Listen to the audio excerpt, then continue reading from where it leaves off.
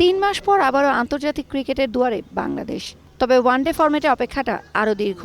অক্টোবরের পর প্রথম ওয়ানডে খেলতে নামছে বাংলাদেশ দল। আন্তর্জাতিক অ্যারেনায় ফেরার তাই আলাদা এক স্বস্তি দলের মধ্যে।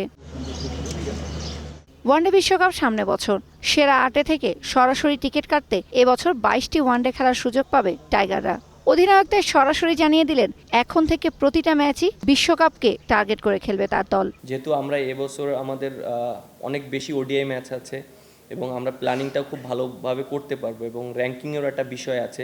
সো আমার কাছে মনে হয় প্রত্যেকটা সিরিজই আমাদের জন্য খুবই ইম্পর্টেন্ট এবং প্রত্যেকটা ম্যাচ এবং পরের যে সিরিজগুলো আছে আমাদের জন্য অনেক ইম্পর্টেন্ট এবং আমরা ওইভাবে প্ল্যানিং করছি। হয়তো আমরা অনেক বেশি দূরে চিন্তা করছি না, প্রত্যেকটা সিরিজ এবং প্রত্যেকটা ম্যাচ বাই আমরা চিন্তা করছি এন্ড অফ দ্য ডে একটা ভালো একটা রেজাল্ট আসবে।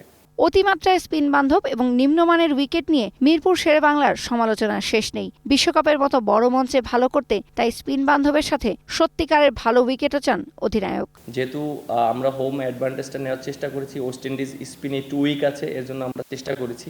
এখন আমরা অবশ্যই চেষ্টা করবো 2 উইকেটে খেলার জন্য এবং ব্যাটসম্যানরা যেন অনেক কনফিডেন্ট পায়, অনেক রান করতে পারে, এইভাবে আমরা চেষ্টা করব। বাবর আজমবিহীন পাকিস্তান দলটিতে প্রথম ম্যাচে অন্তত 3 জনের অভিষেক হবে বলে জানালেন অধিনায়ক। তাদের জন্য এটি তাই নতুন দিনের সূচনা। তবে বিশ্বকাপ দুয়ারে বলেই সাবধান তারাও। নিজেদের মাটিতে কোনো দলই দুর্বল নয়। বাংলাদেশে যখন খেলা আপনার তাদেরকে সমীহ করতেই হবে। আর বিশ্বকাপের মাত্র 1 বছর বাকি থাকতে কোনো ম্যাচকেই হালকাভাবে নেয়ার সুযোগ নেই। মুখোমুখি লড়াইয়ে দু দলের 34 বারের দেখায় মাত্র 5 বার জিততে পেরেছে বাংলাদেশ।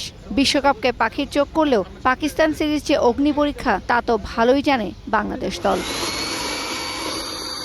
তৌসিয়া ইসলাম, গ্রিন নিউজ, ঢাকা।